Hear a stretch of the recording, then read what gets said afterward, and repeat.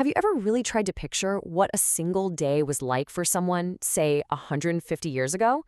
Well, today we're going to do just that. We're stepping back in time to 1875 to walk in the shoes of one woman, Hannah Richmond. Her quiet story, well, it really represents the lives of millions who built the world we live in today. So when Hannah Richmond passed away, this is what they wrote about her. Quiet, content. But, what do those words really tell us?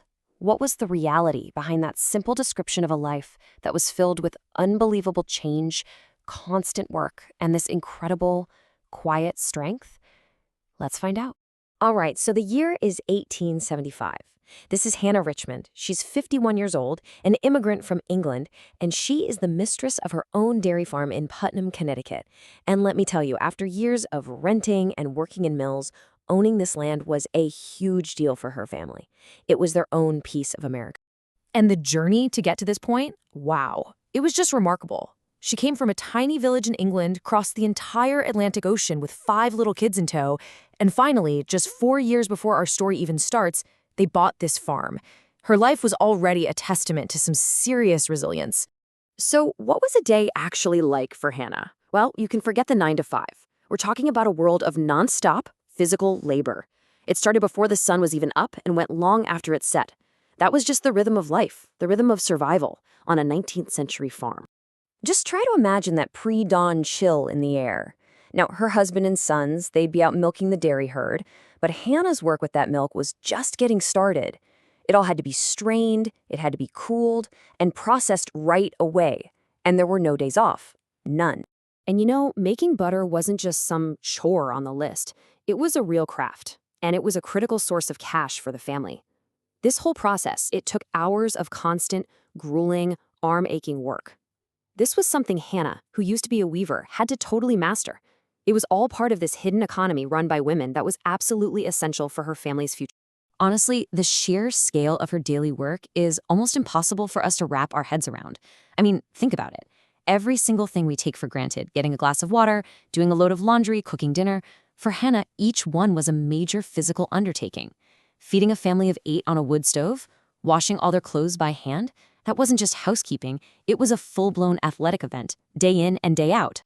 But all this incredible labor, it wasn't just about surviving. It was all for her family. That farmhouse was a buzzing hub of activity, and every one of the kids was pitching in any way they could. So, let's meet them. Her 3 oldest daughters, Louisa, Elizabeth, and Emma, they all worked these long, hard hours in the local woolen mills. And their paychecks? That's what was paying the farm's mortgage. It was crucial. Meanwhile, her younger daughter, Rebecca, helped with everything at home. And the boys, John and Charles, they had to balance going to school with all of their essential farm chores. It was a real all-hands-on-deck family economy. And right in the middle of all this busyness, you have to imagine Hannah must have felt that, that bittersweet pride that parents feel. Her 2 oldest sons were already grown up, they were married, and they were successful in their own careers. Their success was her success, even if it meant they weren't living under her roof anymore. Now, it's really easy to think that her entire world was just the farm, fenced in. But it wasn't. Her life was really anchored by these 2 huge pillars that connected her to a world way beyond those farm gates, her church and her family. The local Methodist church was her lifeline, seriously. Sunday was pretty much the only day that the relentless cycle of work would actually pause. And for an immigrant family, church wasn't just about faith. It was their social center. It was a place to build a community, to share news, and to really feel like you belonged in this new country. And just as important, she wasn't completely cut off from her past. 2 of her brothers, William and Samuel, actually lived nearby. Can you imagine after almost 20 years in America how precious that must have been? A living, breathing link to the home and the family she had left so far behind in England. So, when you start to put all these pieces together, the endless work, the big, bustling family, the community ties, what does it all add up to? Well, it tells the story of a really profound transformation. It's a story of a quiet, hard-won version of the American dream. Just think about this contrast for a second. In 1845, she was a young weaver in England who literally couldn't write her own name. She signed her marriage certificate with an X.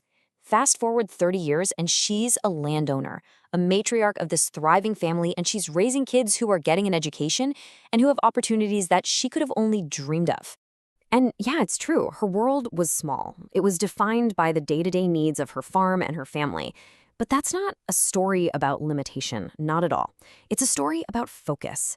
Within those boundaries, she built something real, something valuable, and something that would last. Which really just leaves us with one final question to think about. In a world that tends to celebrate the loud and the famous, Hannah Richmond's life was quiet. But her life and lives like hers were the foundation that future generations built everything on. So how do we measure the true value of a life like that? A life dedicated to building something that lasts?